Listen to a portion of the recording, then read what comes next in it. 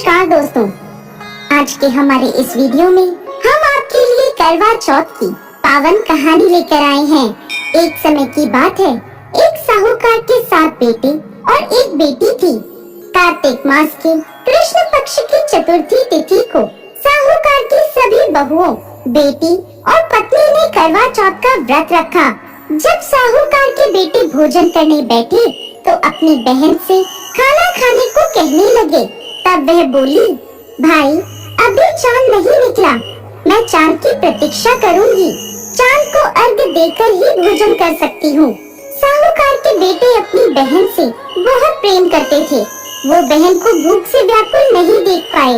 उन्होंने नगर के पास की पहाड़ी पर एक दीपक जलाया और उसे चलने के आगे रखकर बहन को कह दिया, बहन चांद निकल आया, अब तुम अपना व्रत खोल सकती हो।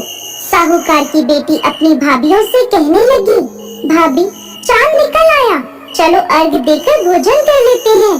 सभी भाभियां बोली, नहीं बाई जी, ये तो आपका चांद निकला है, हमारा चांद निकलने में अभी समय है।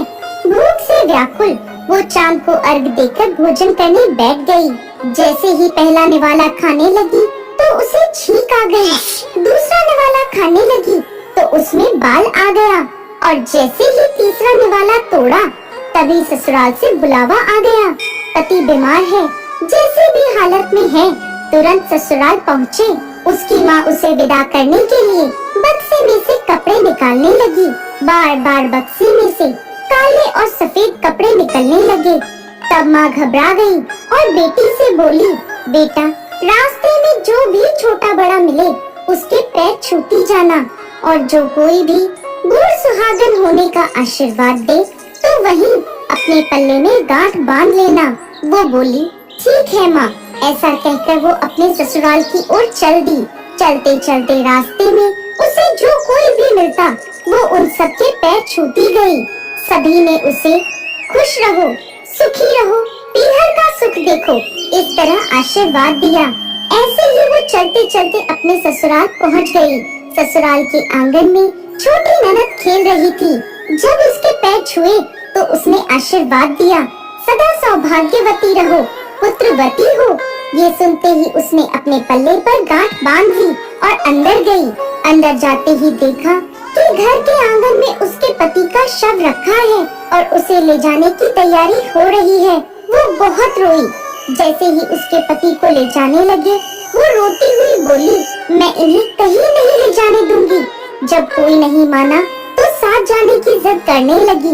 उसकी जिद के आगे हार कर सबने कहा, ले चलो इसे साथ में। वो साथ साथ शमशान भी चली गई।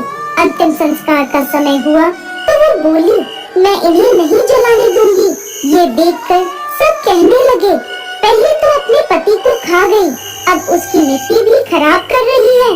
लेकिन वो नहीं मानी, अपने पति को लेकर बैठ गई और रोने लगी। ये देखकर सभी बड़ों ने निर्णय लिया कि इसे यहीं एक झोपड़ी डलवा दो। वो उस झोपड़ी में अपने पति को लेकर रहने लगी।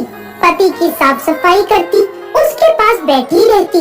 दिन में 2 बार उसकी छोटी ननद खाना देने आती थी। वो हर चौथ का व्रत करती, चांद को अर्घ देती और चौथ माता की कहानी सुनती। जब चौथ माता प्रकट होती और कहती, करवोले भाइयों की प्यारी करवोले, घड़ी बुखारी करवोले, तब वो उन चौथ माता से अपने पति के प्राण मांगती। लेकिन वो उसे कहती, हमसे बड़ी चौथ माता आएगी तब उनसे अपने पति के प्राण मांगना। एक एक करके सभी चौथें आई, सभी यह कहकर चली गई। अब अश्विन की चौथ माता बोली, तुझसे कार्तिक की बड़ी चौथ माता नाराज है, वही तेरा सुहाग तुझे लौटाएंगी, तो उनके पैर मत छोड़ना और सुहाग का सोलह श्रृंगार का सामान तैयार कर लेना। जब कार्तिक की बड़ी चौथ करवा चौथ आई तो उसने अपनी छोटी ननद से 16 श्रृंगार का सामान मंगवाया। जब सास को यह पता चला तो वो बोली, पागल हो गई है ये, जो मांगती है दे आओ। साहूकार की बेटी ने करवा चौथ का व्रत रखा, चांद को अर्घ दिया और जोत जलाई। जब चौथ माता प्रकट हुई तो बोली, करवोले भाइयों की प्यारी करवोले, दिन में चांद उगाने वाली करवोले, घड़ी बुखारी कर वो ले। उसने उनके पैर पकड़ लिए और बोली, माता मुझे मेरा सुहाग वापस करो। तब चौथ माता बोली, तू तो बड़ी भूखी है, 7 भाइयों की प्यारी बहन है, सुहाग का तेरे लिए क्या काम। तब वो बोली, नहीं माता, मैं आपके पैर तब तक नहीं छोड़ूंगी जब तक आप मेरा सुहाग वापस नहीं करती। अब चौथ माता ने एक एक करके उससे सुहाग का सामान मांगा। उसने सुहाग का सारा सामान चौथ माता को दे दिया। तब चौथ माता ने अपनी आँख से काजल निकाला, नाखूनों से मेहंदी निकाली, माल से सिंदूर निकाला और उसे करवे में घोलकर छोटी उंगली का छींटा दिया, जिससे उसका पति जीवित हो गया। चौथ माता जाते जाते उसकी झोपड़ी पर लात मार गई, जिससे उसकी झोपड़ी महल बन गई। उसका पति जीवित हो गया। जब छोटी ननद खाना लेकर आई तो देखा भाभी की झोपड़ी की जगह महल खड़ा है। वो दौड़ी दौड़ी छोटी ननद के पास गई और बोली, बाई साहब, आपका भाई वापस आ गया, जाओ सासू जी को कहो गाजे बाजे से हमें लेने आए। छोटी ननद दौड़ी दौड़ी माँ के पास गई और बोली, मामा भाई जिंदा हो गया। माँ बोली, भाभी के साथ तेरा भी दिमाग खराब हो गया है। वो बोली, नहीं माँ, मैंने देखा है, सच में भाई जिंदा हो गया है। सभी घर वाले गाजे बाजे के साथ अपने बेटे को लेने पहुँचे। बेटे को जिंदा देखकर सास बहू के पैर छूने लगी और बहू सास के पैर छूने लगी। बहू बोली, माताजी देखो आपका बेटा वापस आ गया। सास बोली, मैंने तो इस बेटे को साल भर पहले ही भेज दिया था, ये तो तेरे भाग्य से वापस आया है।